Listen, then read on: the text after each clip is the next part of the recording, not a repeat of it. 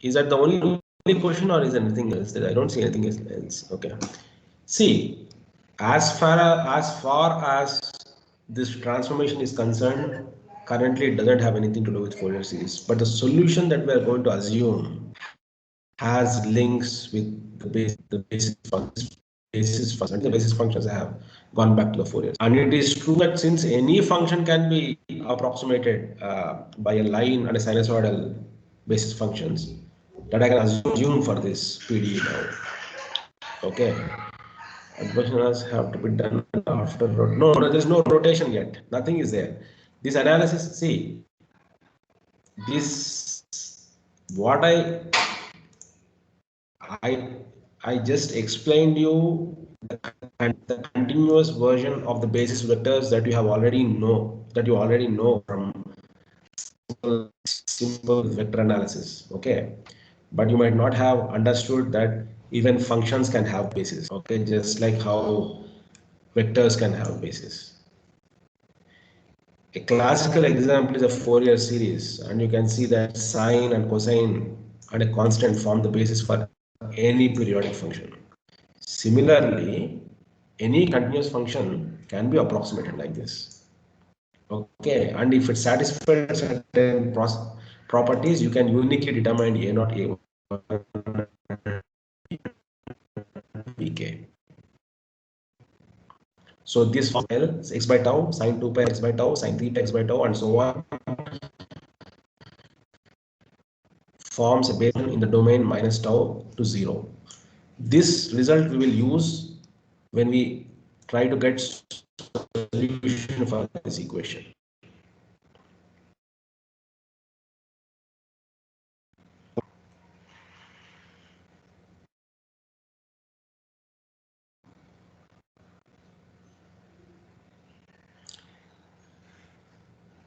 Okay, now assume the solution for this PDE in the following form.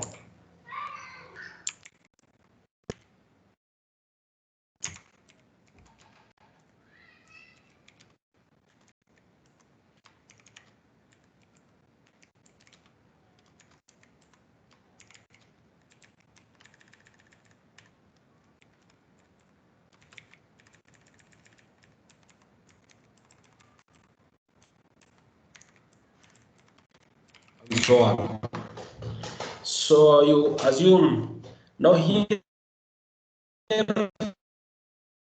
five bases. Okay, and eta 1, eta 2, eta 3 are unknowns. We don't know what they are. But we assume that any solution, just like in Fourier coefficients, here they are constants, right? Because this function is only a function of time. Okay. But if I have a space and time, I have to assume my solution to be a function of both space and time. And at every time, these quantities will change. Eta 1, eta 2, eta 3 will change. Voice is breaking. Is it clear now? Hello? Pandey, is my voice clear? Yes, it seems to be clear right now, but I don't know. I mean, sometimes it is breaking, so that's why. All right, we will see.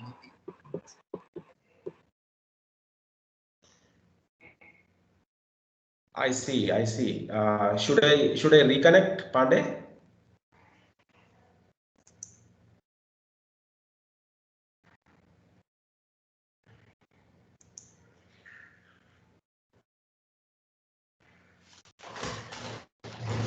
Okay. Let me know if there is a problem again. So, see, what we are trying to do here is that think it as a string. Okay, if you think it as a string, it's much more easier rather than rather than something more complicated. For example, let's say a string is vibrating. Okay, let's say the string is vibrating like this. At every time it is going to take some shape, right? So this is the shape it takes at time t1, let's say, and this is the shape it takes at time t2.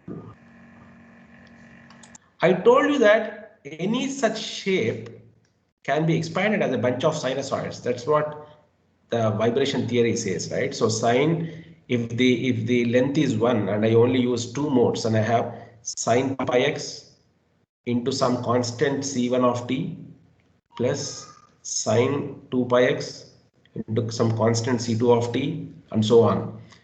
So these functions are known and they are the basis functions, but C1 of t and C2 of t are not known and they are to be found. Once they are found, you can construct the solution at any time t. Okay, that is the standard way in which PDEs are solved. At least one of the standard ways that I know of, okay, which are both space and time dependent.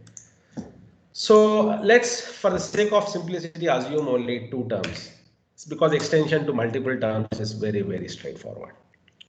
Substitute this in the PD.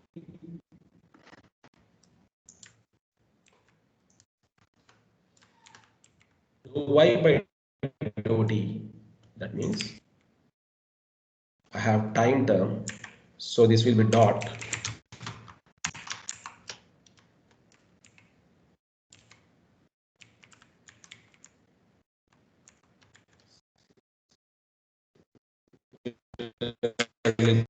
This will be dot. Yes. Phi 1 prime, it's a derivative with respect to s, so I'm putting prime there. Phi 1 prime, phi 2 prime. Prime means derivative with respect to s. Imagine if I had more terms. Imagine if I have more terms, I will have more terms here. Now substitute the same thing in the boundary condition. Dou y by dou t at s equal to 0 is nothing but this quantity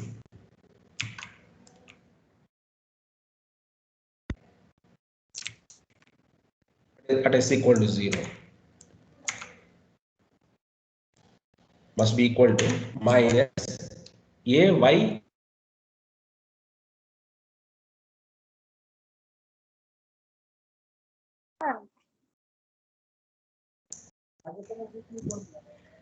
and this quantity at minus tau gamma t.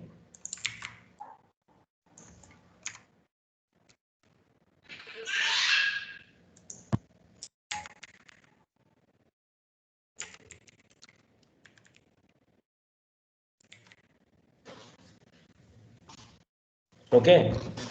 See, phi 1, phi 2 are some basis functions which we have to assume. Okay, and there are so many basis functions that you can assume. Okay, there are many basis functions, standard basis functions, and one of them is mixed Fourier series. This is called a mixed Fourier series. Okay, the basis functions that I discussed. Now you see what is the problem. I have, let's say, 10 etas. This is one equation and this is another equation. I have only two equations and 10 etas. How do I solve this problem? Okay, there are many ways to solve this problem. Let's say if there are, for example, if I take four terms, okay, phi 1, phi 2, phi 3, phi 4.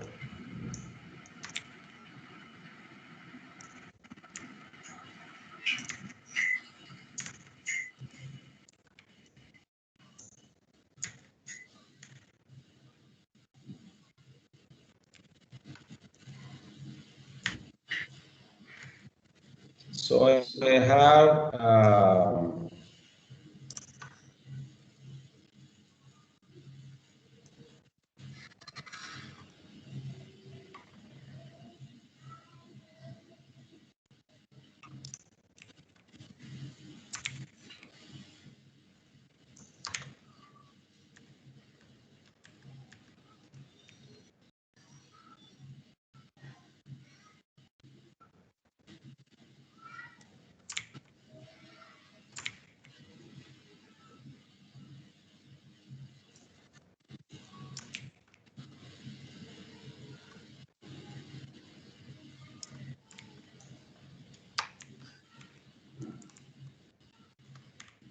now you see there are four unknowns: eta 1 dot, eta 2 dot, eta 3 dot, eta 4 dot. If I know the differential equations for eta 1 dot, eta 2 dot, eta 3 dot, and eta 4 dot, I can solve for those values. Once I know eta, I know the solution because I know what is phi 1, phi 2, phi 3, and phi 4 are. For example, if I assume mixed Fourier basis, phi 1 will be constant, phi 2 will be s, phi 3 will be sine 1 pi x by tau, and phi 4 will be sine 2 pi x by tau. Okay.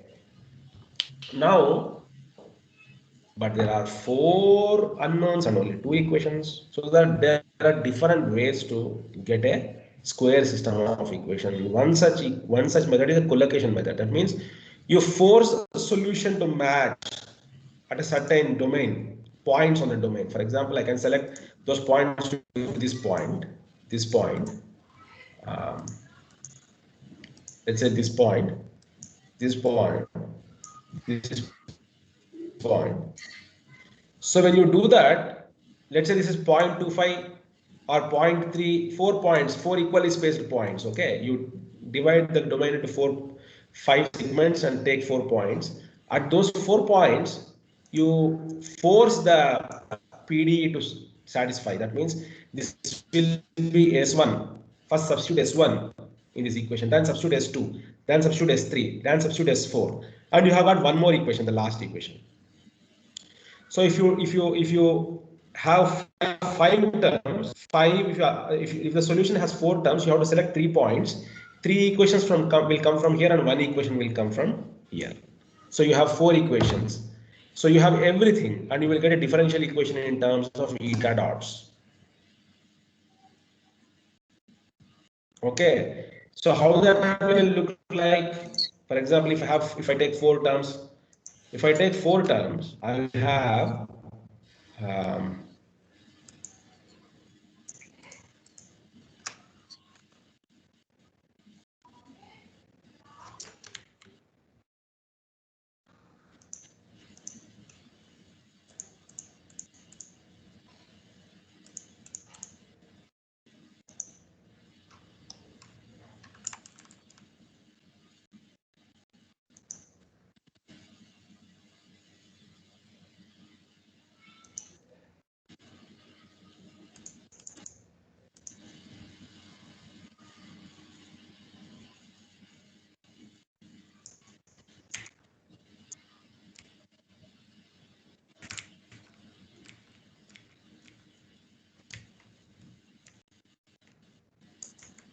so at first point, if you collocate, I'll have phi 1, phi 2, phi 3, phi 4 at point S1.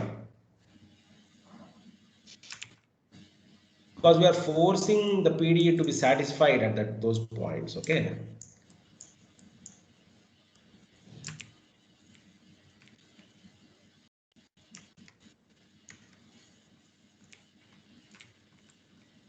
So this will be point 1.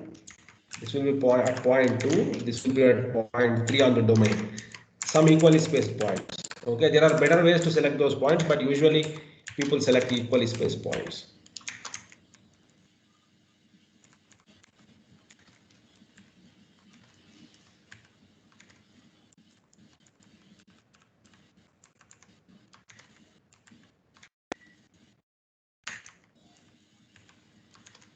And from the boundary condition, I have phi 1 of 0, phi 2 of 0, phi 3 of 0, and phi 4 of 0. Those are zeros.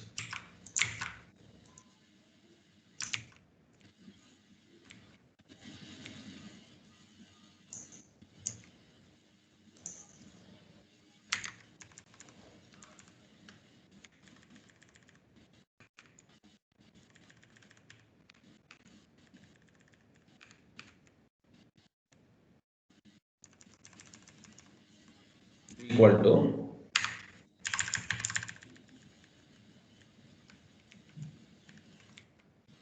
what I have on the right side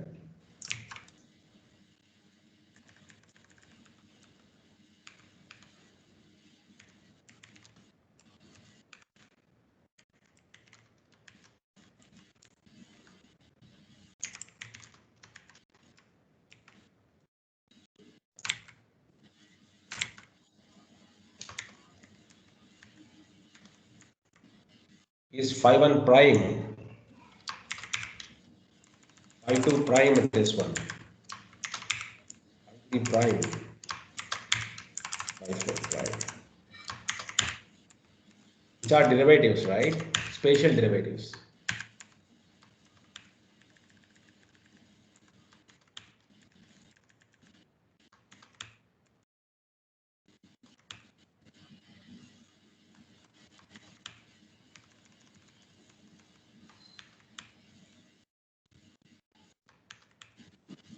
Here you have something interesting. You see this? This is the boundary condition at 0, right? So it should be zeros here. Y at 0, comma t. So I have phi 1 of 0, minus a phi 1 of 0.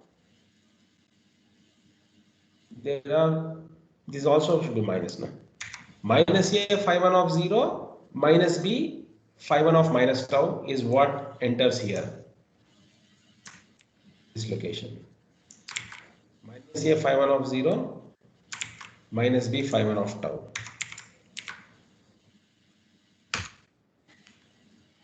Similarly, the second one will enter here. Third one will enter here, and fourth one will enter here.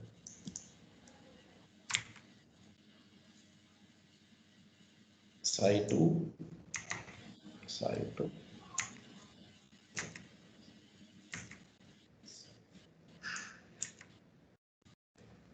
Okay, now you see we got the differential equations. Now the PDE has been converted into a system of ODEs, and this technique is called collocation. And if you increase the number of points to infinity, you get something called a Galerkin approximation. Okay, and it's a kind of least square technique, but this is also 5. I mean, you can increase n, and see now the basis functions, one has to select the basis functions, right? The basis functions can be this now. First basis function can be 1, second basis function is s, third basis function, fourth are sinus. Now once I know everything in this matrix, and by solving I just invert it to the right side, and then I got a bunch of ODEs, something like x dot equal to ax, and the eigenvalues of a are going to approximate the characteristic roots of the differential equation. And this algorithm has far superior convergence. Let me I will not develop the code for it, but I will show you some results. Okay.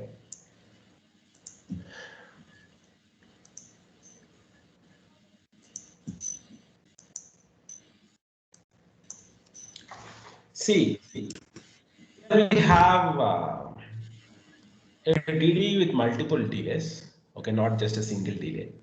As I told you, it can be converted into a first order partial differential equation with a boundary condition and a history function. Okay. Now we have assumed a solution of this form, but it is written in the summation here just for convenience. Now, if I fix if I cannot take infinite terms, of course. So if I take finite number of terms, it can be written like this. Okay, what does it mean? It means that I can write it as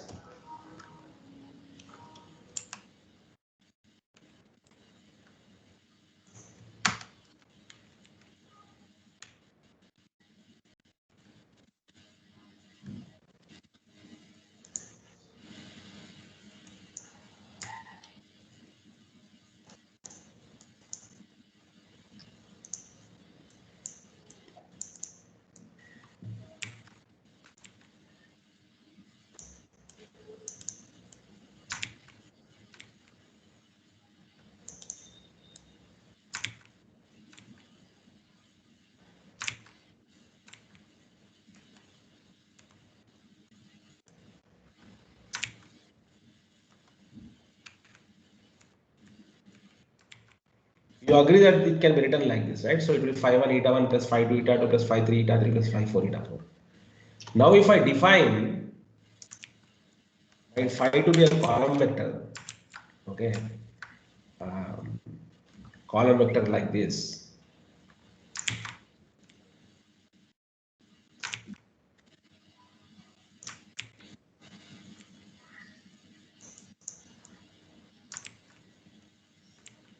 usually when we do the formulations, we always define vectors as column vectors. That's the standard. Okay. So if we define the basis functions to be like a vector with a bold symbol,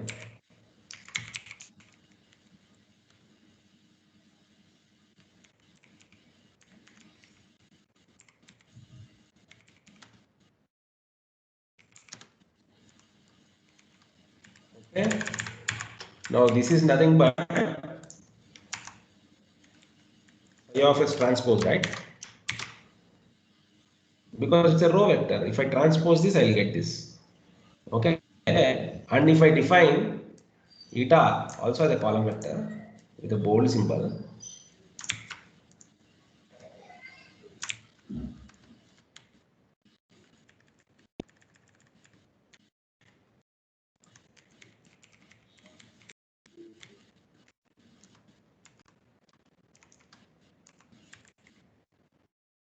you agree that this can be written like this?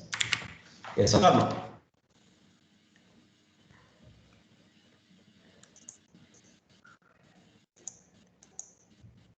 Okay. Now, once we do that,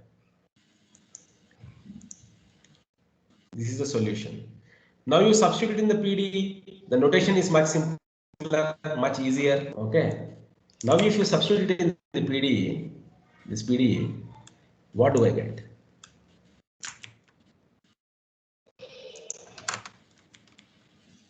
Derivative. That means only this term will be affected.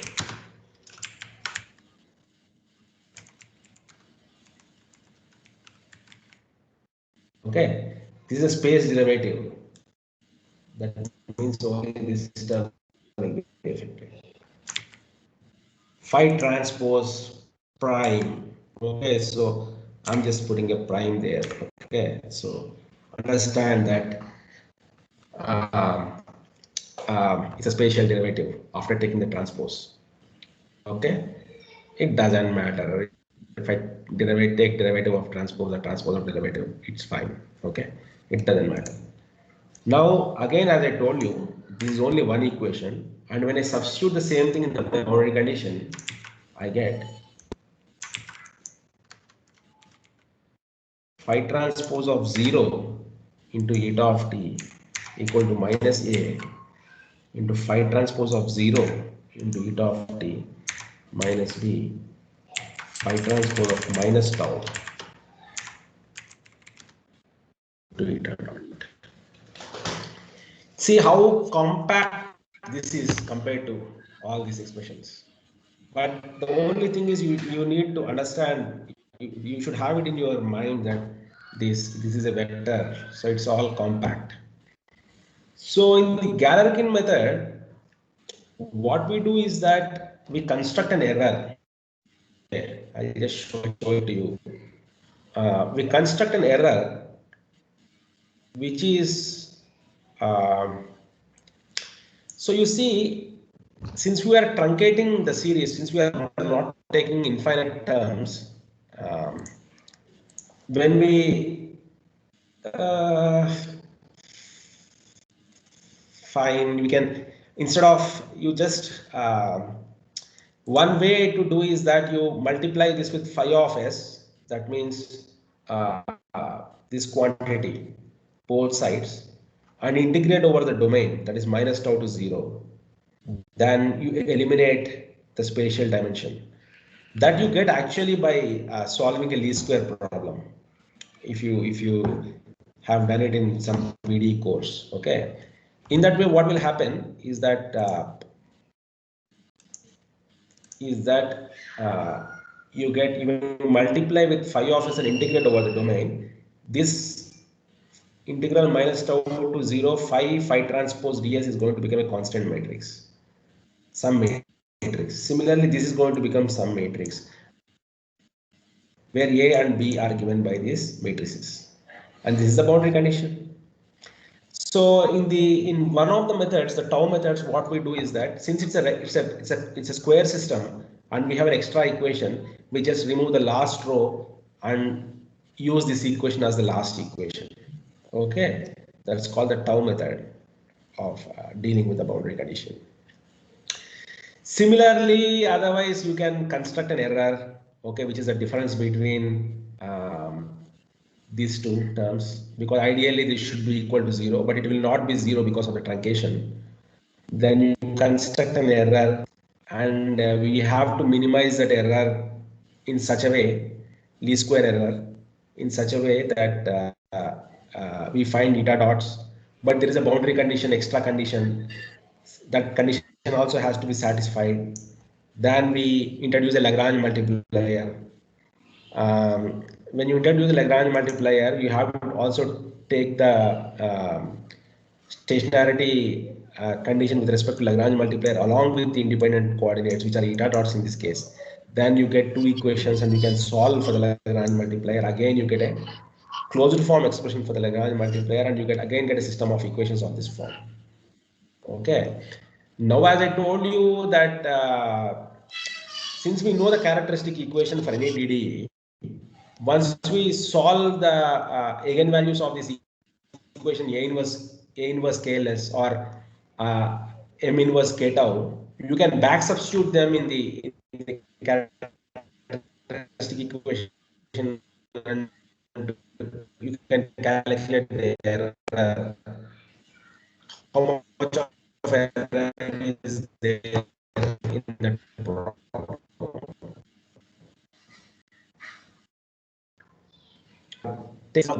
I told you 1s sine pi s by tau sine 2 pi s by tau. This is what we can assume for phi of s.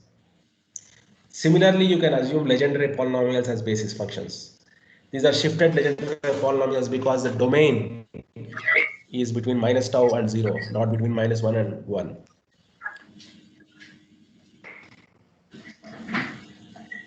Similarly, you can use shifted Chebyshev polynomials. Okay. And you can see the number of convergent roots for a tolerance of 10 power minus 4 for different methods. And at least what we found is that the convergence is quite better for Chebyshev and legendary polynomials as basis functions. And another thing I wanted to show you is that I told you, right? I mean, for this problem, there is a closed form expression in terms of Lambert W function for the characteristic roots. And you can see that the red ones are the exact roots from the Lambert W. And you can see that in the tau method, when you use legendary polynomials as basis functions, as we increase n, 25, 50, 100, you can see more and more roots are getting converged. These are the characteristic roots. Okay. You have to write a program to find matrices. It's easier because it just involves a bunch of integrations and basis functions. And I think we have even given those matrices in closed form. You know, I don't know in this I have given it or not, but A and B, these matrices can be defined in closed form because the integrals can be evaluated in closed form. So it's just a comparison between different matrices.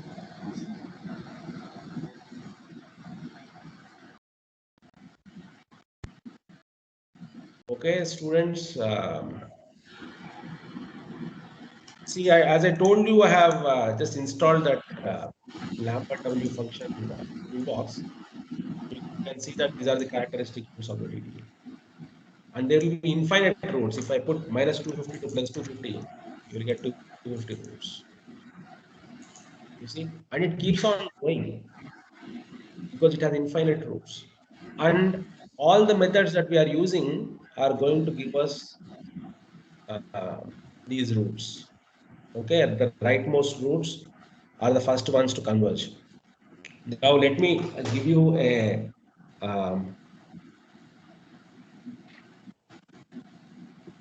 see.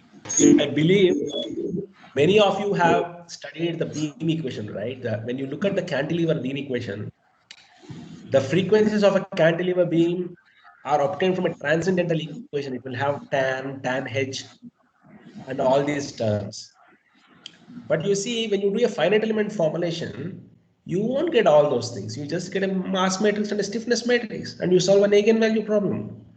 But those eigenvalues converge to the actual natural frequencies of the beam. So even there we are doing the same thing.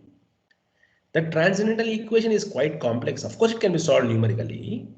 But imagine for a simple beam, it is okay. What if I use a complicated taper hyperbolic beam? The transcendental equation for that will be extremely complex, and you cannot solve it with it. We cannot solve it.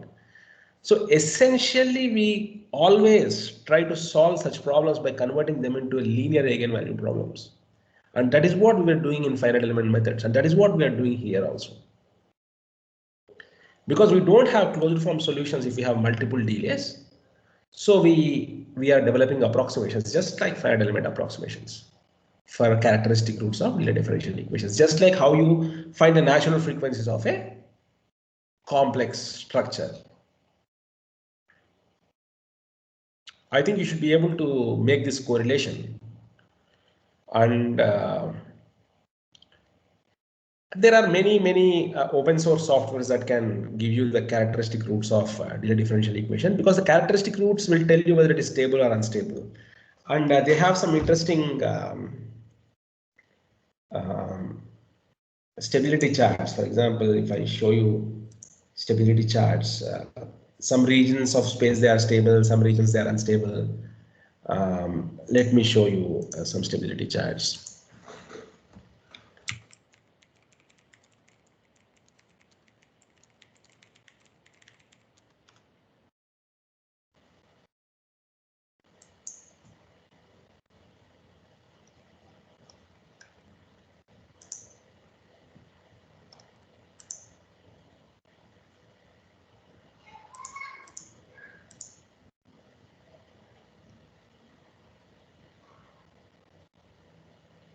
See, this is a topic that requires at least a large number of classes for you to go through it. But I'm just trying to give you a glimpse of what needs to be done. For example, this is a different technique. Don't worry about it. But you see,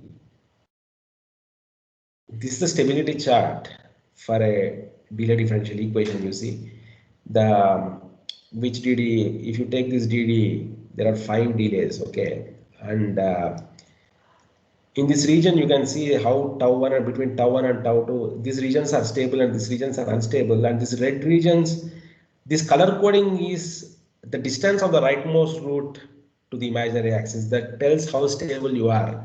So the darkest region you are in, the better you are. That means the decay rate will be very quick. If you disturb the system, it will go to 0 very quickly. If you are in the red region, the decay rates are slower. You will slowly go to 0. Okay. You see the stability charts, nice stability charts. You see, look how in the time delay domain, when you have 2 delays, how different stable regions are occurring. Quite complicated in the sense of representation, but the algorithm is simple. Okay. So I'll show you one of the major applications of linear differential equations in the area of thermoacoustic instabilities. A lot of people work in that area, but I'll show you one interesting example, which you may like.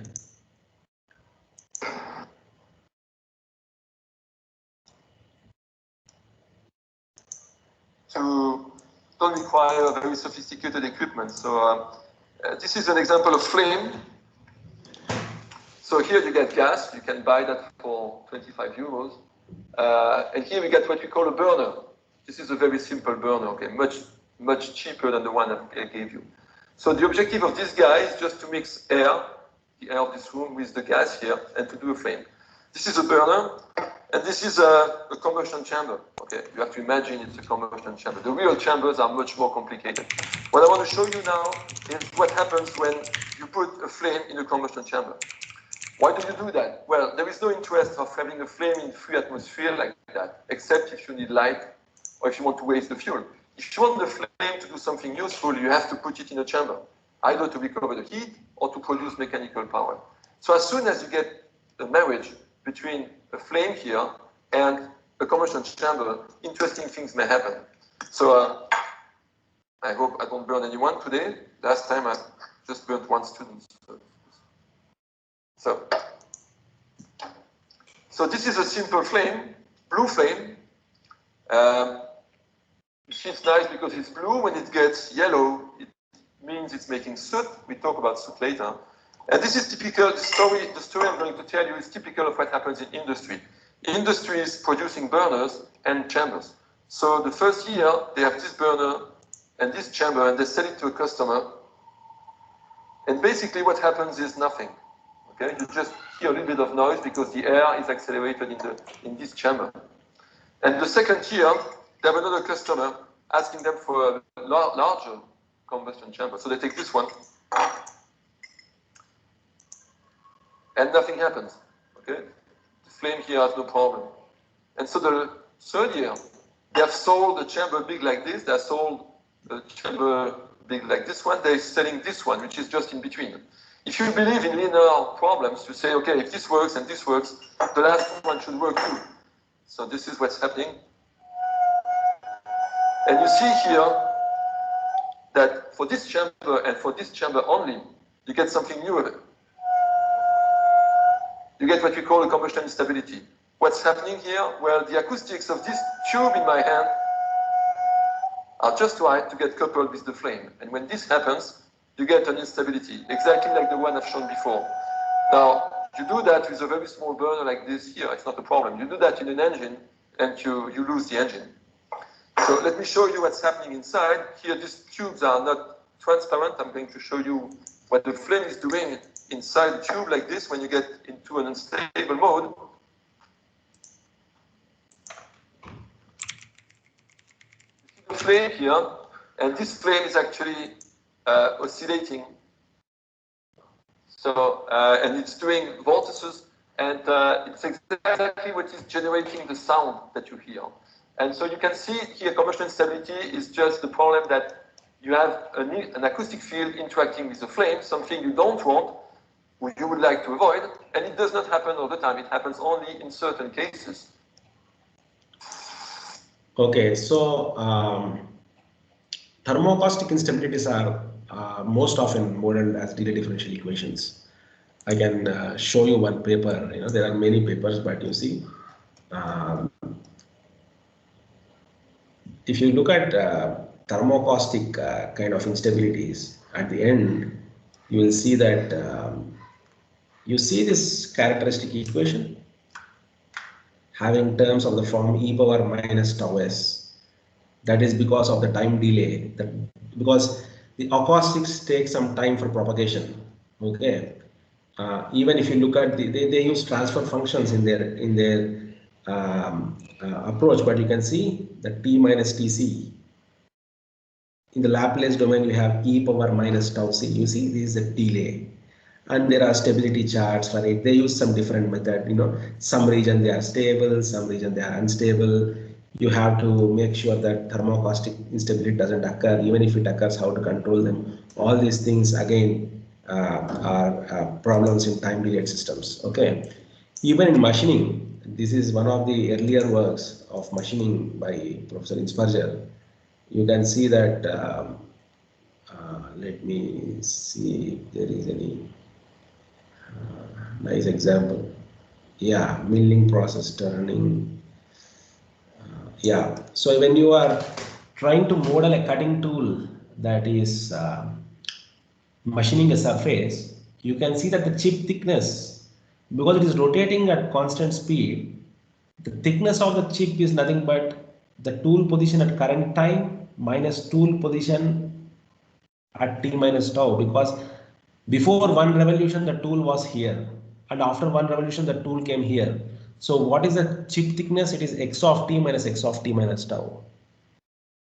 So the force that you experience on the tool is k times w is the width of the chip, okay, into x minus x of t minus tau whole power. Some nonlinear factor will be there because cutting forces are nonlinear, but you follow the standard procedure of linearizing, and once you do all those calculations, you get a linear delay differential equation with single delay.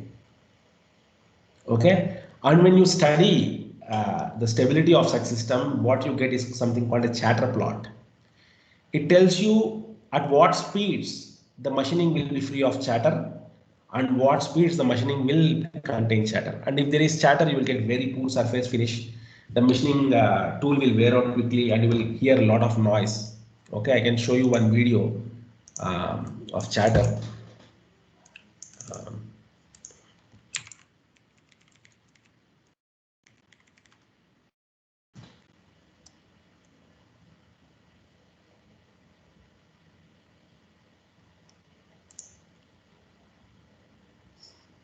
Hi, this is Professor Cummings, and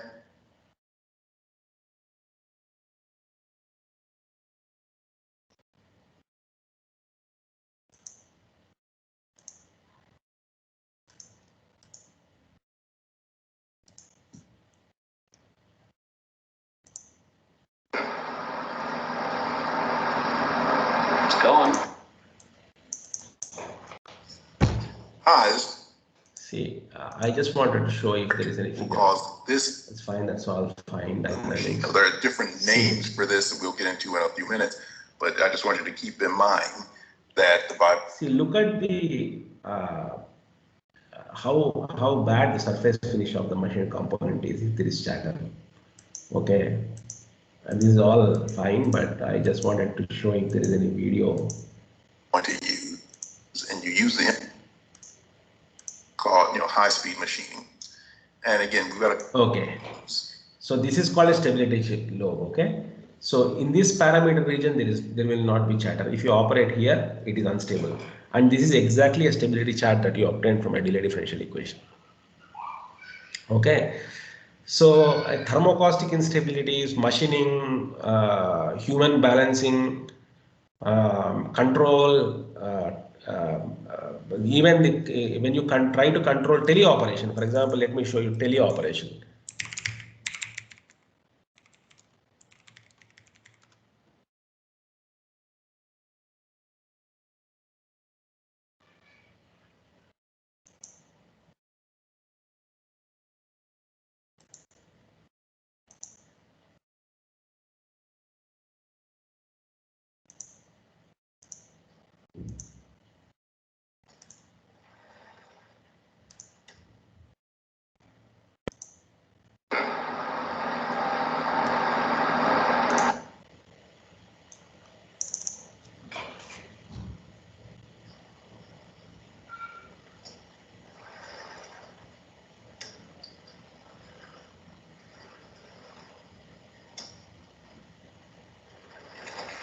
See the oscillations? When you are seeing oscillations, that means we are close to instability. If he moves it fast, they will go crazy. You see? So there are many such problems in time delayed systems, when we are trying to control things and stuff like that. If you have any questions, I will answer, and I will ask my student Junaid to take over and show you some examples of MATLAB.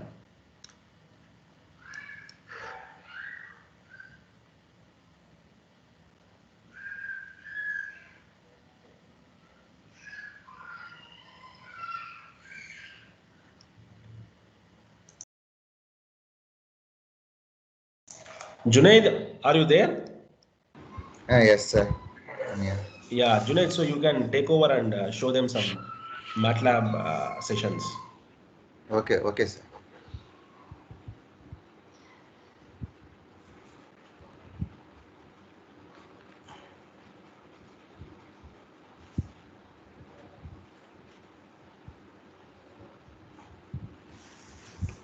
So I have one question, sir. Can I ask? Please go ahead.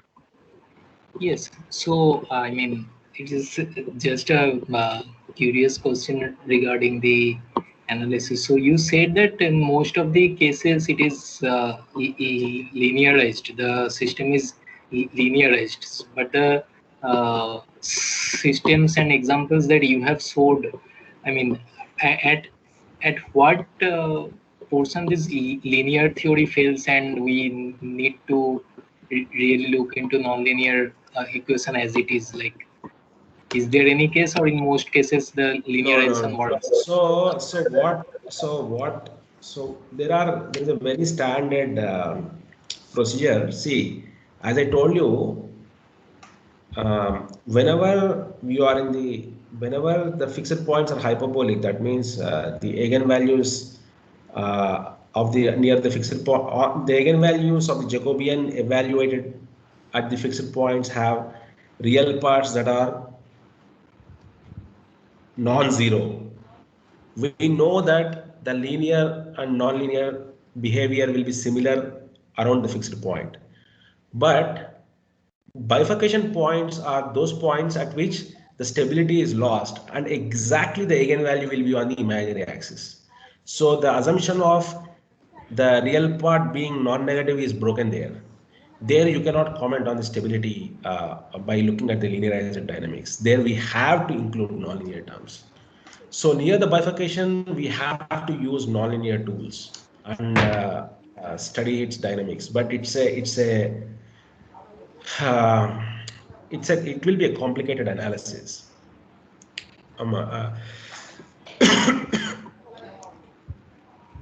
Okay, I understand. Thank you. Have you taken a course on nonlinear dynamics? Yes, so my supervisor himself teaches one, so I have some acquaintances, but I don't exactly pursue so extensively. Okay. So at bifurcation points, when we are studying the dynamics around the bifurcation points, which are very important because we want to know what, see if something is switching stability, we should be extremely careful and we should be able to analyze the system there because that is a critical point. So if you want to study the system behavior around the bifurcation point, definitely a bifurcation point is a point where the stability is switching.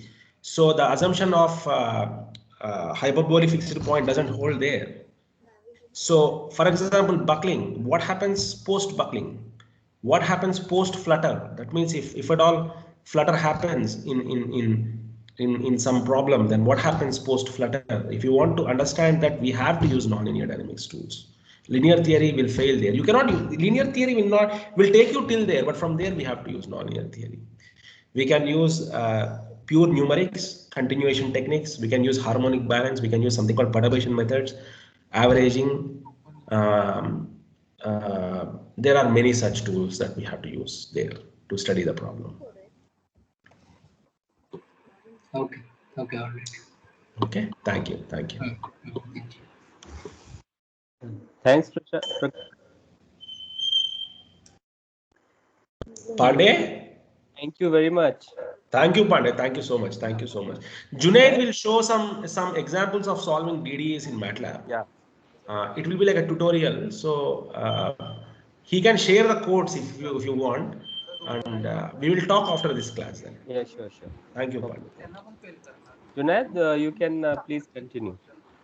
Oh, okay, sir. Thank you. So can you see my screen? Yes. Okay, sir. Okay. As already sir has discussed about DDEs. So what happens is with ordinary differential equations, evolution of x in time, this slope depends on x of t and t in case of ordinary differential equations. But in case of delay differential equations, the slope depends on x of t minus tau. That means history. It depends on history also, not at instantaneous value. So in numerical techniques, we will try to find this history value. Most of the techniques will be similar to ODEs only, but additionally we will store this data also, history data also. And there are various types of delays, but in this session we will discuss with only constant delays, only constant. So the delay may be time dependent, tau of t, it may be distributive. There are various types, and there are some different special type of DDE is also there, that is called as neutral DDE. In neutral DDE, we will have delay in higher order differential. For example, it is first order differential. So here I have delay in position only. But if I have delay in velocity also, then that type of DDEs are called as neutral DDEs. Okay. Okay. In case of multiple delays, we have tau 1, tau 2, and tau n. So whatever may be the delays, initial condition means history function should be defined within the interval of tau n, which is maximum delay. It is obvious that we should define the delay within the maximum delay. Okay. Before going into DDEs, to get familiar with the MATLAB coding, we will solve one nonlinear ODE problem. Okay, if you see this equation, this is nothing but rolling motion of the ship in beam C. It is a nonlinear ODE with forcing. It is a non-homogeneous equation. So, okay, to solve in MATLAB, we will first convert this second order ODE into set of first order equations like this, and we will solve the problem. Okay, here you can see the code. I will type in the MATLAB also. Before typing into MATLAB, I will just explain the step by step what I do. So first I have defined initial conditions, then I have defined time span, and these are the options. Options means in wave terms, I can say that it is like defining zero for numerical calculations, because while doing by hand, I will take zero and I will do calculations. But numerically, I need to define what is zero for me. But default value is 1e minus 3, but that is not allowed for the research purpose. So we will take 1e minus 6 and 1e minus 10, 1e minus 12, 1e minus 6 like this. So I am defining the tolerances here to 1e minus 6, and this is ODE 45. ODE 45 is used to solve these ODEs, ordinary differential equations. It uses Runge-Kutta method. So, and this is nothing but plotting. So here I need to define the ODE function. In MATLAB, okay, you will see after how to define the function in MATLAB. Okay, now I will just code the problem.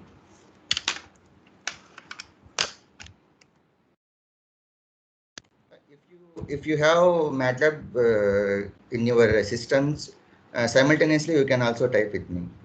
Then I think if you got any doubts, then I will clear here itself. Okay. First of all, I am defining the initial conditions. It is a second order differential equation, so I need to define the position and velocity also. I am defining time span.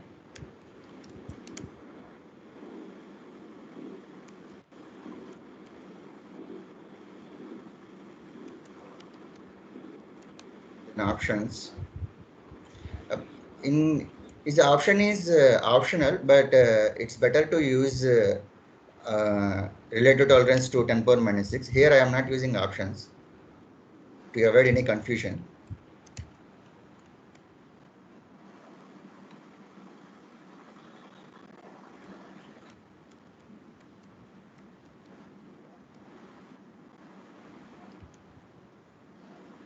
Here you can see what I have defined first. First I should call the function, then T-span, then initial conditions.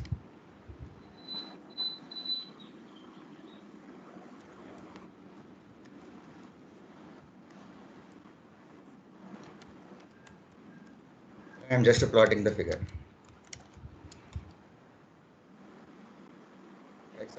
X of 1 is position and x of 2 is velocity, but I am plotting just position here.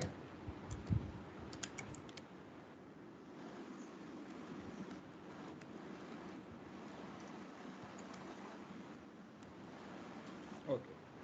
This is the basic code of solving on ODE. Now here I need to define the ODE function.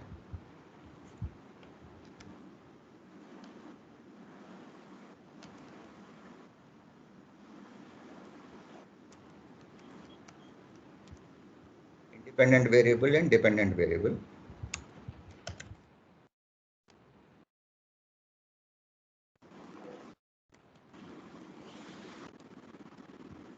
My x1 dot is nothing but x of 2.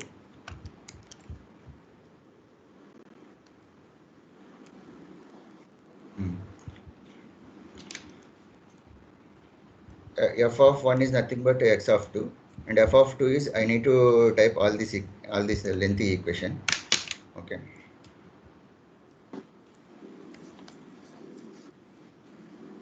Double E is omega naught.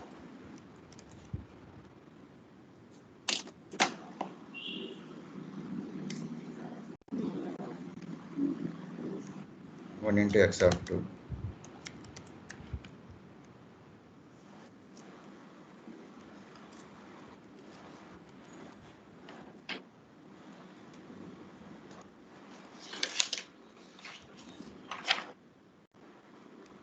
Five into x of 1.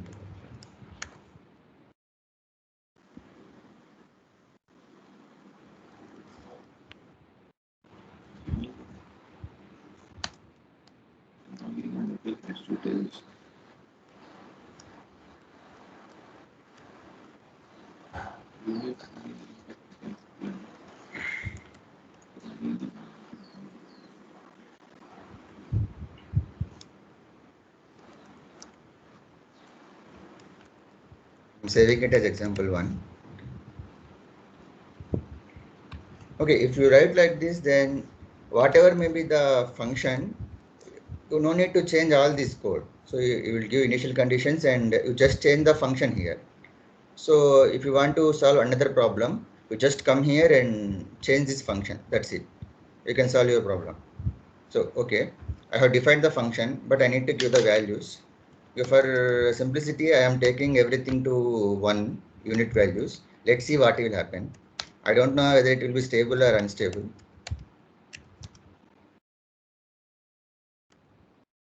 Alpha 3, 1, 1, F2 be 1. Omega should not be 1 because I don't want to what you call solve the problem at the dissonance. So I will define it as a 2. Okay. No, I think we are good to go. Okay.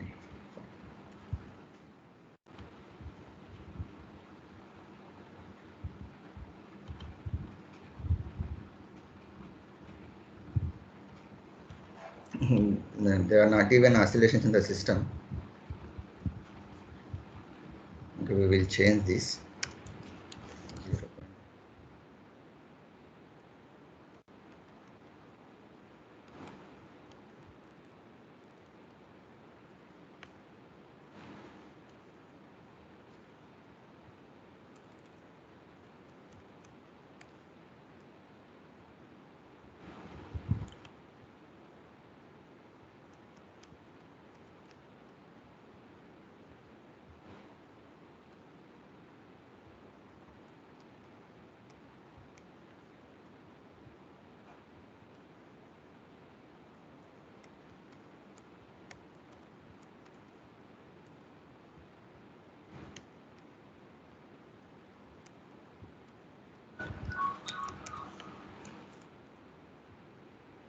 We will solve for homogeneous system first, not in the forces system. I have given f as 0.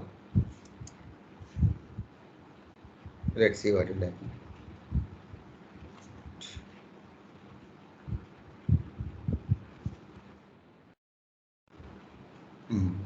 Now you can see some oscillations in the system.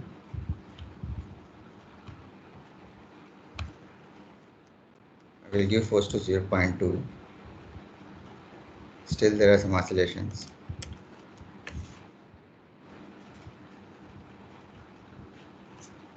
Okay, in this way you can solve one nonlinear ODE or linear ODE, whatever it may be.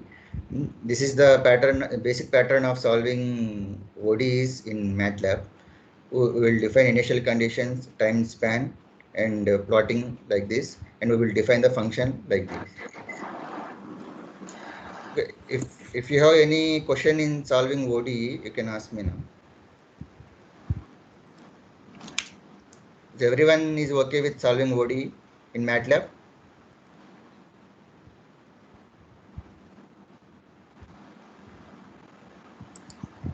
Then okay. We'll proceed to next section. Okay.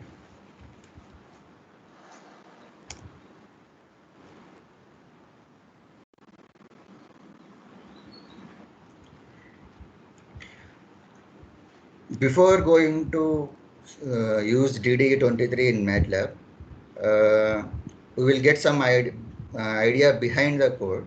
So how they solve the code using DDE23. So what they use is, there is a method called as the method of steps. This is the, I think I'm getting some noise, I don't know. Somebody please turn off your mic. Okay, no, it's all right. Okay. Here, this is the first order DDE. Delay is constant delay, that is 1. So okay, there is some solution is there, x comma t. Some history function is there up to 1. So if I take from 0 to +1, this is -1. If I go from 0 to +1, what is the x of t minus 1? That is nothing but history function. Is it fine? For first delay is 1. So for example, if I need to solve up to 20 seconds, so I can divide into 20 segments with a delay, with a duration of 1. For the first step, while solving the problem, for first segment, my delay function is sin t. So x of t minus 1 is nothing but sin t minus 1 in the first segment only here. Okay, if I come to next segment here, what is the history function for me? Maybe assume the solution is x1 in this segment. So for the second segment, my solution is x1 of t minus tau. In the next segment, solution lies in the previous segment. In this way, numerically we can solve the DDE problem. Just see here.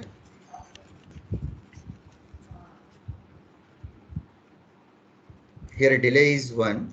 So for the first segment, here delay is 1. So I have written t0 plus 1. T0 is nothing but 0 for the most of the cases, but it may be different for different problems. That's why I didn't write t0 here. I didn't write 0 here. Okay. So for first segment, t0 to t0 plus 1, history function is nothing but sin t of t minus 1. Because obviously I need to define the history function, first history function. Okay. Then for the next step, the solution of the first step is x1. For the next step, solution is x2. But what is the delay there? x1 of t minus 1. So in this way, I can go up to n terms. N may be 20, 10, 200, 500, whatever it may be. I can divide into equal segments of the constant delay. Here it is 1, but it may be 5, it may be 4, whatever it may be, should be constant. If it is a constant, then I can divide into different segments of that delay. Okay. Then I will extract history function from here for solving this segment. I will extract history function from here to solving this segment. So I will go on like this. Okay. So we will apply this technique to solve this problem in MATLAB.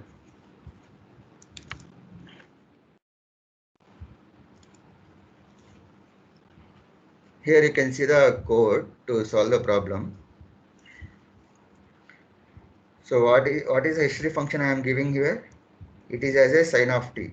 So the code will use sin t for first segment only, 0 to 1. So for next segment, I need to use the information from this segment. Okay. Okay. Sin of t is the history function.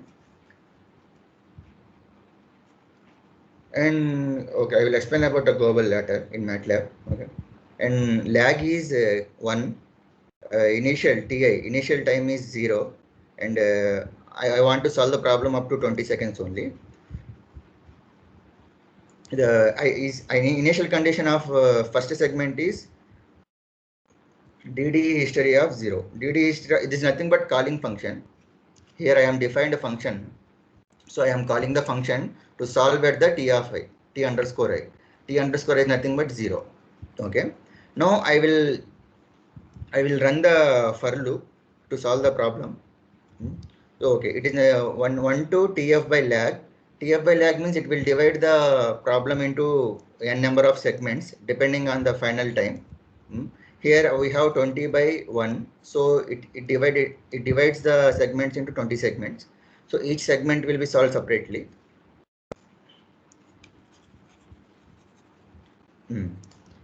Okay, for the first segment. For the first segment, time is Ti and final time is T2. Final time will be T1 into lag.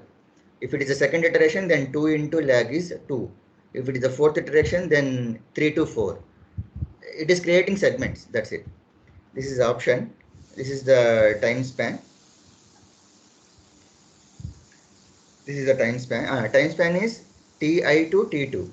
T2 is changing in every iteration, multiplying with I1. Ti also will change, you will see it.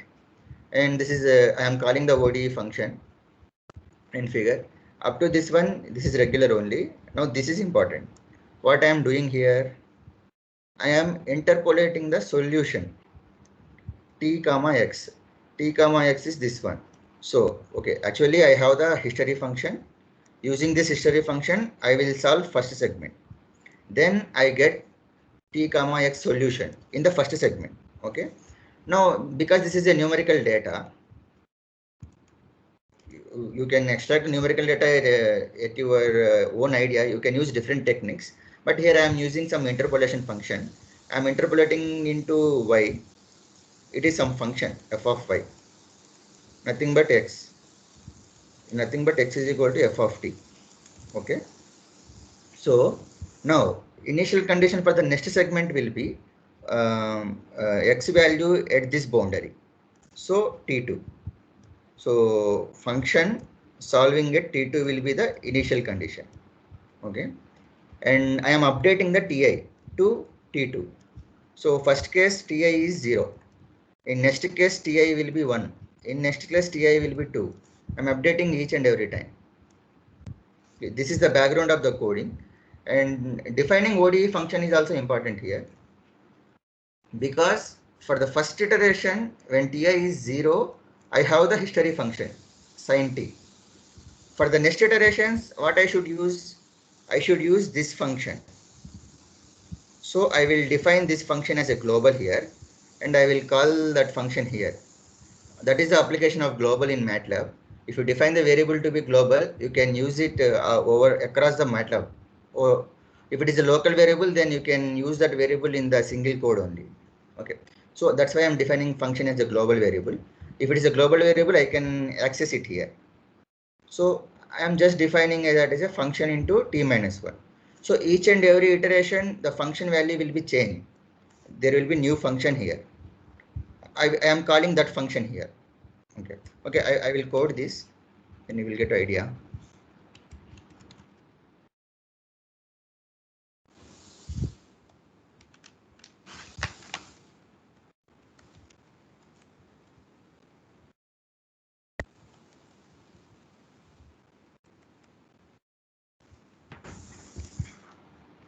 Okay.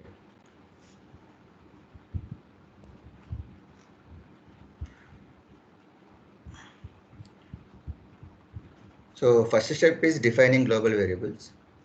Okay. Global Ti and fun.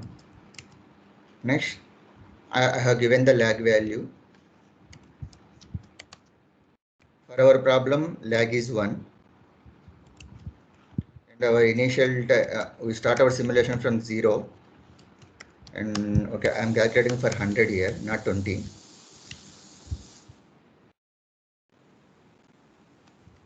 Initial condition of the first segment. It is T of 5. Then,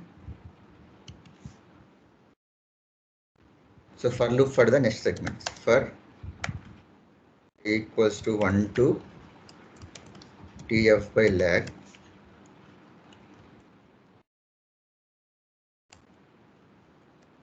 T2. T2 is nothing but I into lag.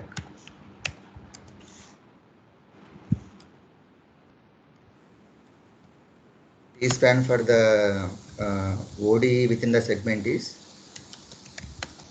in space Ti to T2, not Tf. This is we are solving each segment here. Okay, T2 and some 1000 values. Then we will solve the problem. T comma x ODE 45, the rate of ODE fun, ODE function and T span and initial conditions.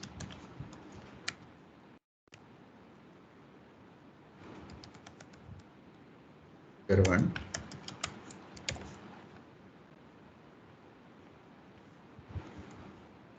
X.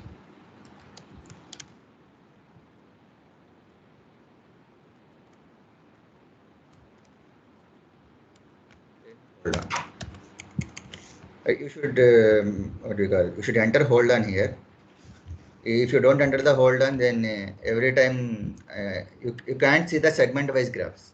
Okay. Now this is important step. So function rate of y interrupt 1 t comma x comma y. This line. It is nothing but it generates the some plot and some function for the t comma x of t. Okay. Now I need to update the initial condition also. Initial condition is function of t2. For next segment, the initial condition is final value of the first segment. Okay. Now I need to update ti value also.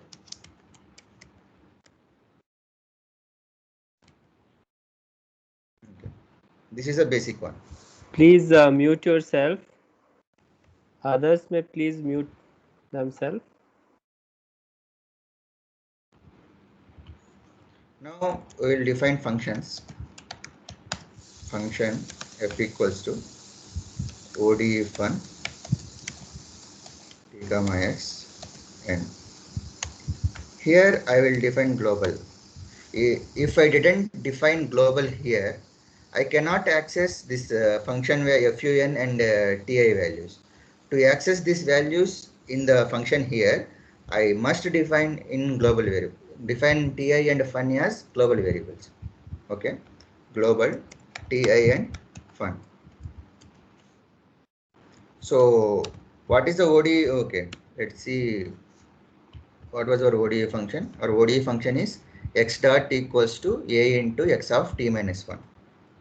History function is sin t. For the first iteration, t of I equals to 0, else and nothing but a into dd his of t minus 1. Else f is a into fun function of t minus 1. We have defined this function here. Okay. So actually the function will be get generated from the second iteration. For the first iteration, we have dd history value. We know the history function. So we don't have any problem with the first iteration. So from second iteration onwards, we will have this function information and we will use that data. Okay. Fun t minus 1. Okay. Now I need to define the history function. Function h equals to dd his t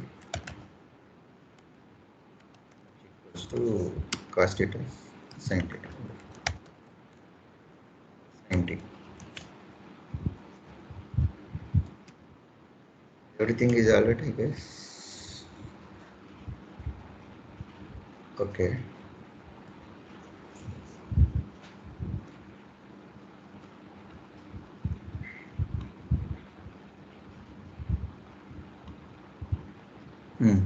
I didn't define the variable a. Okay. A is minus 1.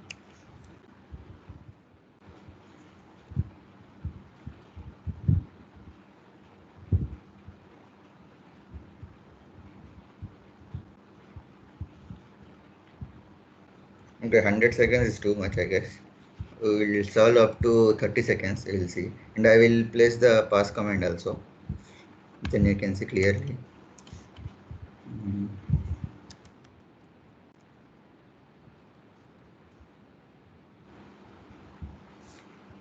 This is the first segment, second segment. Next one.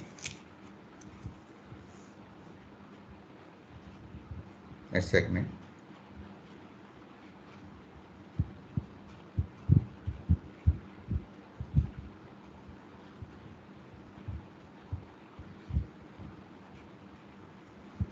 I guess it's too much slow.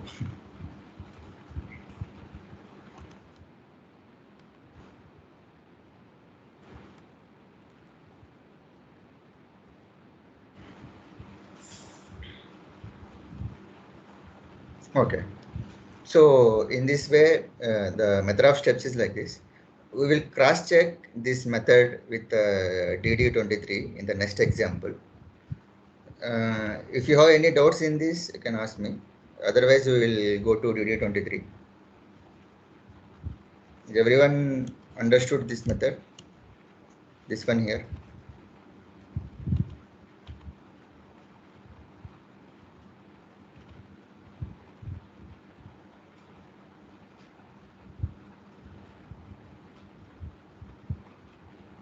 Okay then.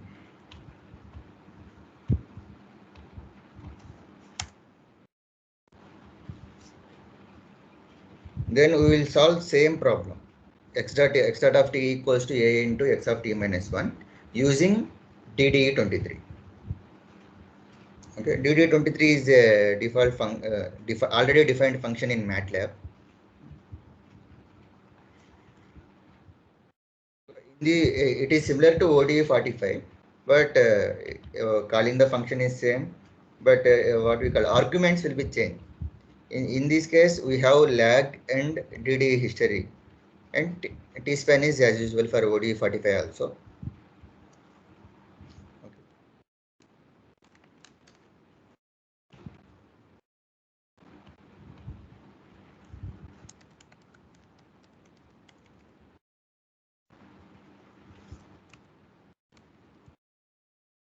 So this is our problem. History function is sin of t. So we have solved this problem for 30 seconds. So okay, we will solve this problem also for 30 seconds as we are comparing these two.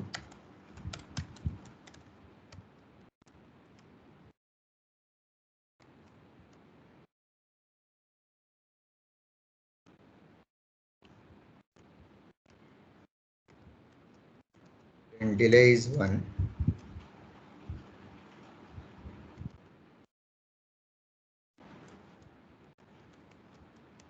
DDE solution is DDE23. And another thing here, for ODE45 we have used it like this, t comma x, t comma x. But in case of DDE23 we use like this. Okay. DDE solve, it contains all the information of the time and velocity and displacement. I am calling the DDE function. I will define it later. And lag, some DDE history function, and T-span.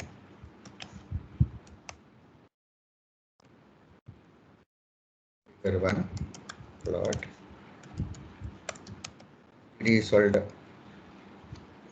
DDE solution.x means it has a time information. DDE solution.y, this is wide, what we call y data. If there is a two-state system, then we will use DDE solution 1, first row and all columns, second row all columns. There is a difference between ODE and DDE here. Here we are accessing rows, not column. Okay. But in case of ODEs, we will access columns, not rows. I think very first example. Here you can see all rows and first column, that is nothing but position in case of ODE45. But in case of DDE23, these are rows, not columns. First row and all columns. Okay. First row is corresponding to position. Second row corresponding to velocity. X label is time. Y label is position. Okay. Now I need to define what is DDE function and what is the DDE history. I already defined lag value and I have already defined T-span. Okay. Now function f equals to DDE fun. Here independent variable, dependent variable and delay function. In case of ODE, we have defined independent variable and dependent variable. So in some cases, we can give these values as arguments here, but that is tedious. Okay, better we will do like this. But these two are very important. You should define these two, dependent, what is dependent variable and what is independent variable. In case of DDE, we will define independent variable, dependent variable, and Z corresponds to delay function. Okay. Then it is first order system only. So A was -1 for us. Okay. F is A into Z. Is the function only. A into x of t minus 1. That is nothing but Z. Okay. I need to define the history function. DDE is comma t and what was sin t. It may change. If it is a sin t, then we will get one type of response. If it is a constant, then we will get other type of response. It depends on the history. Because it is an infinite dimensional system. So if you change one value in the history domain, the solution response will change. Okay, but here we are using sin t, no problem. I think everything is fine. Okay.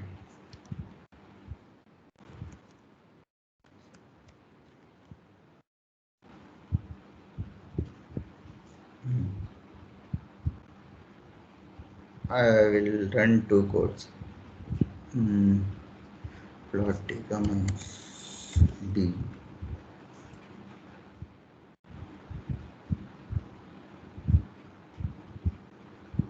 This one and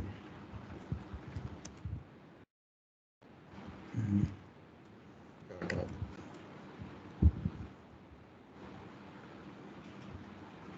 Here that blue line corresponds to method of steps and this red dots are corresponds to DDE23. So our method was correct. Method of steps was correct then. Okay, this is how we solve the what we call first order DDE with the constant delay. So if you have any doubts in this, you can ask. We will go to next example.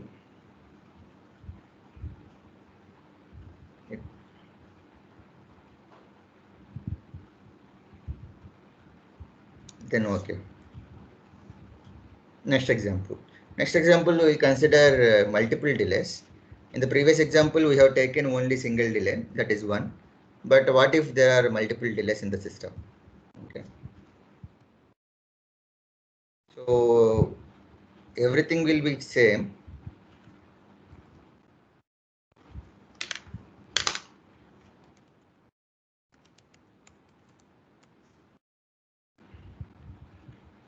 Everything will be same, but what changes is this function will change.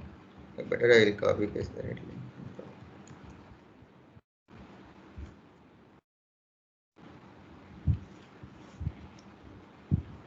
Okay, defining time span is same and lag.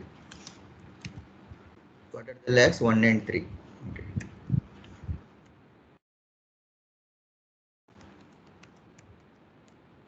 Example 4. Okay. Lags are 1 and 3, multiple delays. Okay. dd function lag, dd history function tspan.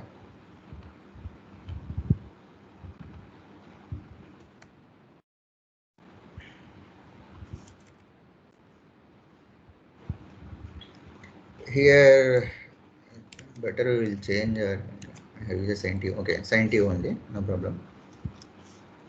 And what was the function for us? A x of t minus 1 minus b into x of t minus 3 minus b into. What about here? Okay, in the previous example we have only one delay, that the two constant one, so one delay.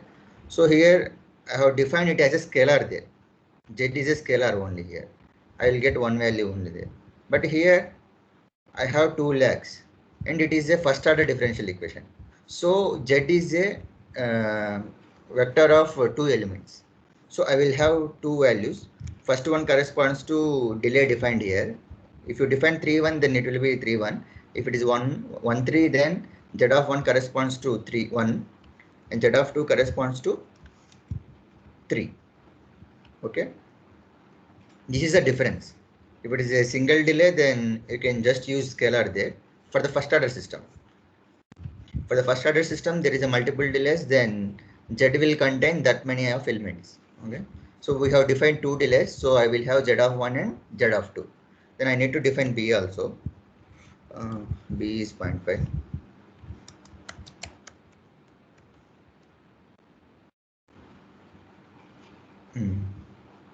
Okay.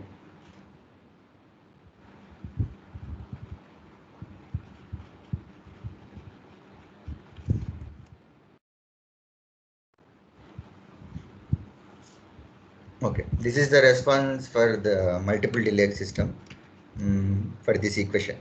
X dot equals to ax of t minus 1, bx of t minus 3. Then we will solve for more time.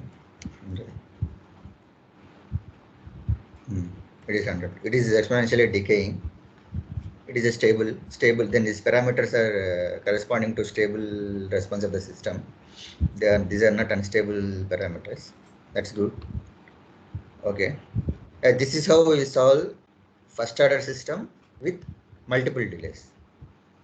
You can use numerous delays. There may be 4, 5, 6, whatever it may be. So just change here, then you can extract the solution. And you can explore this one also. You can do cos theta as a history. It may be exponential of t, e power t.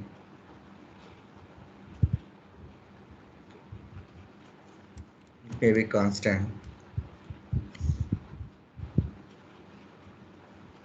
So in each and every history case, it is decaying only. That's a good. Okay. Okay. This is the way of solving multiple delays. Do you have any doubts in this? This one, first order system with multiple delays. Okay, then I'll go to the next example. Now this is second order DD with single delay, the two constant one, and it has some nonlinear what we call potential function also, restoring function also, and history is cos t. So to solve this second order ODE, first we need to convert this into set of first order ODEs. So I'll take x1 dot out to x2, then x2 dot will be hold this function minus k x1 c x2 alpha x1 cube beta x1 t minus 2. Okay. Solving this equation is also almost similar, but what changes is defining the delay terms. That will change. Okay.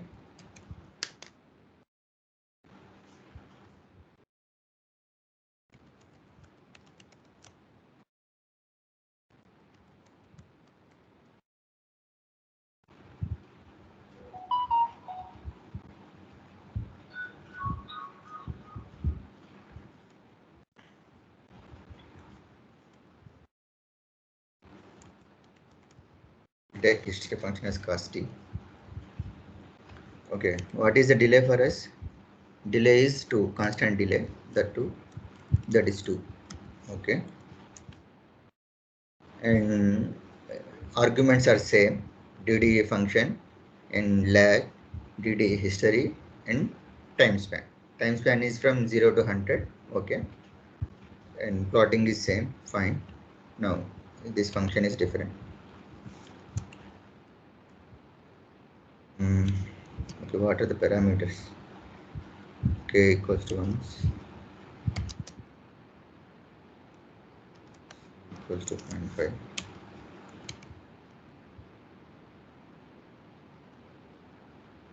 Alpha minus 1.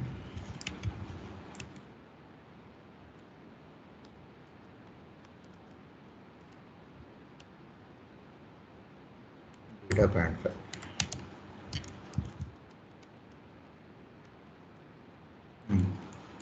And this is second order ODE. So second order DDE. So output from this function should be column vector, not like this.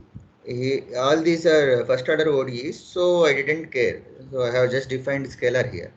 In case of example 1, 2, 3, it is just a scalar in this case. Because it is first order system, there is no issue. But if you are try to solve the second order ODE, then output of this function should be a column vector of the number of states. We have 2 states here, so it should be column vector of 2 elements. So first element, first column is nothing but x of 2. Second element, first column is minus k x1. K into x of 1 minus c into x of 2 alpha x1 cube minus alpha into x of 1 cube beta x1 cube minus beta into what about z here? In case of first order system with single delay, z is scalar. I think it is in second example. No. Here z is scalar because it is first order system and we have only single delay. Here it is first order system, but we have two delays. So z of 1, 2. Now in case of second order system with a single delay, here also we will get what we call 2 values. One corresponds to position and one corresponds to velocity. So here also we will have 2 elements in z. It is single delay, so there is no issue. I can use z of 1 and z of 2. Z of 1. History function is cos t.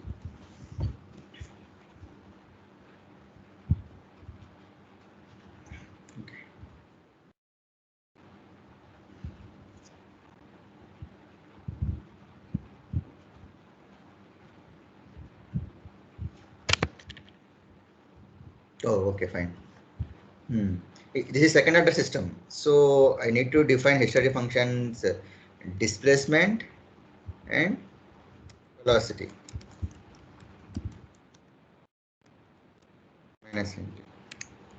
I think they have given it here. Yeah, cos t and sin minus nt. Okay.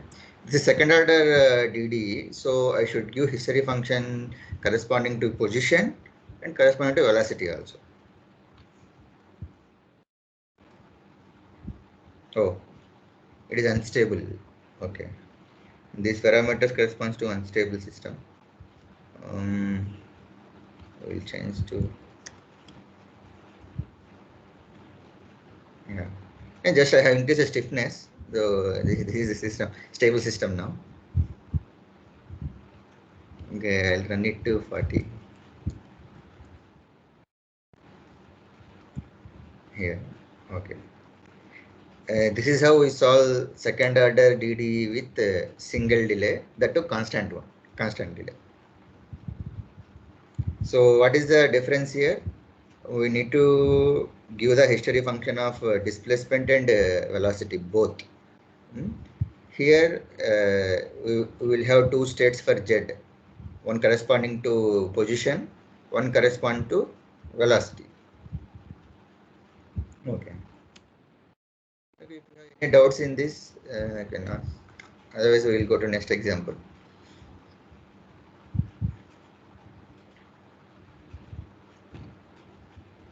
Then okay. So next example is same system but multiple delays. What if we have multiple delays in the second order system? In almost everything is same, but what changes is Z value. This one changes. We will have four elements in the Z matrix now, corresponding to position velocity of state 1, delay 1, next one for delay 2, position and velocity. Okay, we will code this.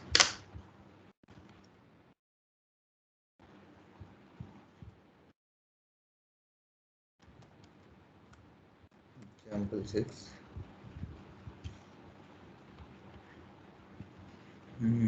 Okay. What are the delays? 1 and 4. Okay. Lag should be 1 and 4. That's fine. And everything is same, but okay. We have beta 1 and beta 2. This one. Beta 1 and beta 2. So I should define beta 1 minus beta 2 into this Z will change. History function is same. Okay. X lag 1 equals to Z first column. X lag 2 equals to Z second column. What is this? Lag 1. X lag corresponding to first delay that lies in the first column of the Z matrix, and Z value corresponding to second delay lies in the Z of 2. Actually, this is 2 by 1 column. First value is about position delay. Second value is about velocity delay. Okay, but I think we have both positions here, x1, x1. So that is x lag 1 of 1, that is position.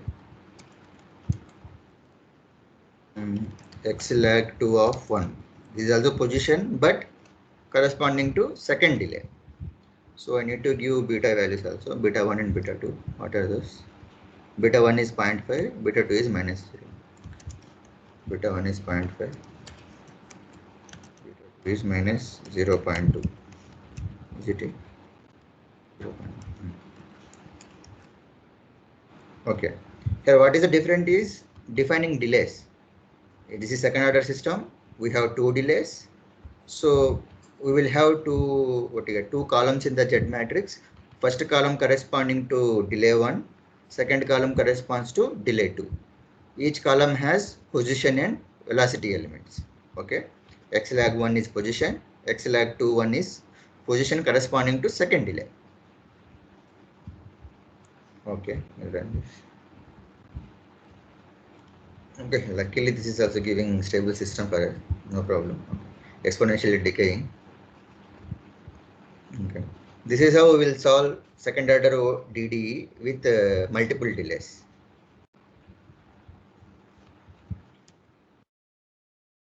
If you have any doubts in this, you can ask. Otherwise, we will go to next example.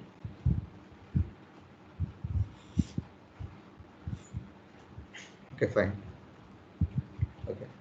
And next possible case is second order DDE with multiple delays and delayed velocity. Here you can see what happened here. The delay is in position, but B2 is corresponding to delay in the velocity. So beta 1 x1, beta 2 x2. This is also almost similar to this one only, but Z value changes.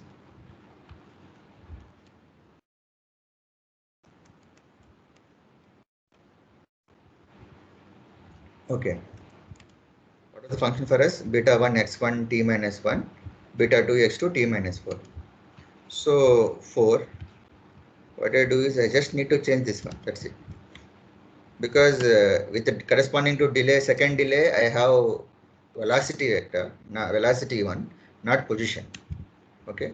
For the delay one, I have position. For delay with respect to delay two, I have velocity. Okay. I have changed just 2 here from the previous problem. Okay. So this is also exponentially decaying solution. That's good. Fine. Wait, I'll change here to 1.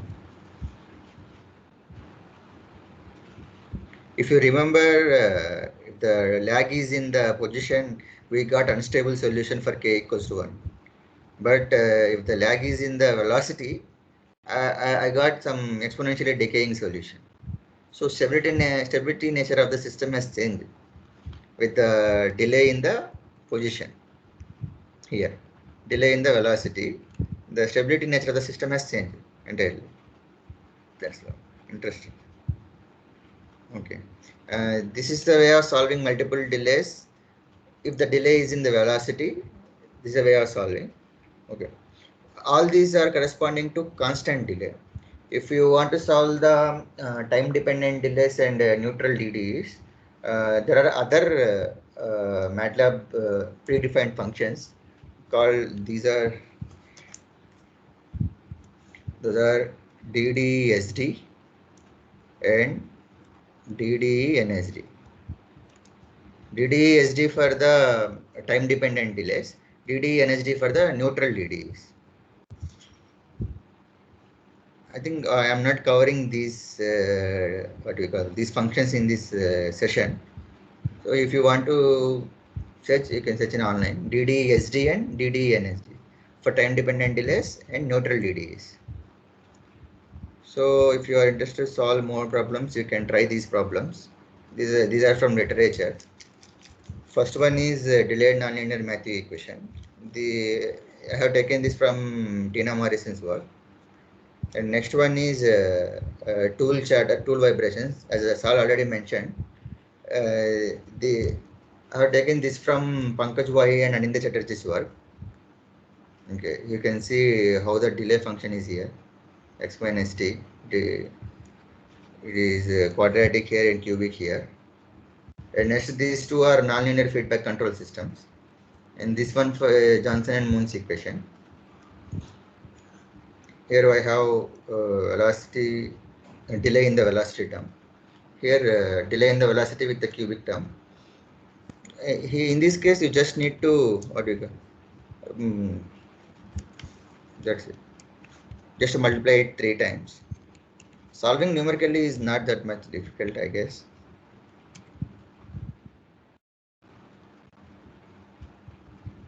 Okay, thank you. If you have any doubts, you can ask in the whole session.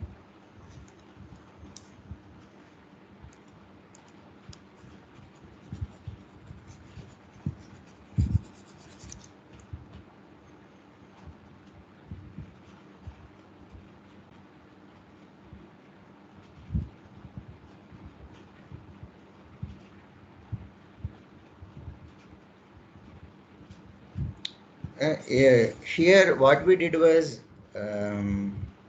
we are solving the system. Okay, here I have this system ODE. It may be system of ODE also. Here I have written as a scalar, but it may be vector also. What I am doing is using numerical techniques. I am generating the solution. But what about parameters? If you remember, for k equals to 1, for one system, I got unstable solution. But if I change it to 10, then I got some exponentially decaying solution. Whatever the sir has discussed in the previous sessions, they're discussing about the stability of the system. I think from brute force, you can solve this. You can take some a comma b parameters. You can mesh this. You can solve at each and every point. You can comment whether the system is stable or unstable. But that is very tedious task. It takes a lot of time. If it is a highly nonlinear system, then it takes some days. So in the stability analysis, what we do is, without doing this, using some analytical techniques, we are trying to find the feasible reason for the AB parameters. Okay, maybe like this. Within this region, if you solve your DDE, you will get stable solution. If you go out of this region, you will get unstable solution. There I can solve. I can take parameters from this region and I will solve. Then I will get exponentially decaying or limit cycles and whatever it may be. If I go out from this region, then I will get unstable solutions. So that is the difference between the stability analysis and this numerical solution. That's it. Thank you.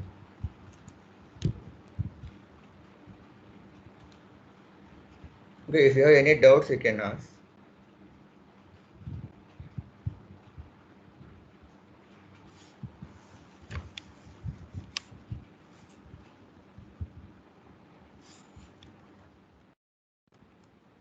Okay, sir.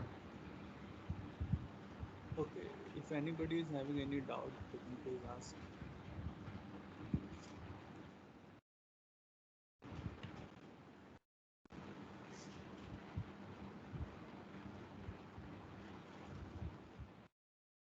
Okay, Junaid.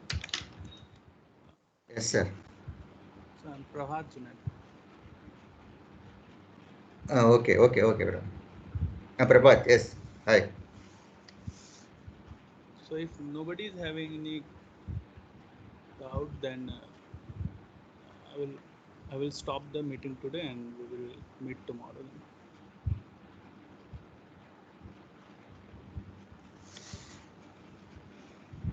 Okay. Okay, Junaid, thanks for your talk. Yeah, thank you. And, okay, we will meet tomorrow. Okay, thank you everyone.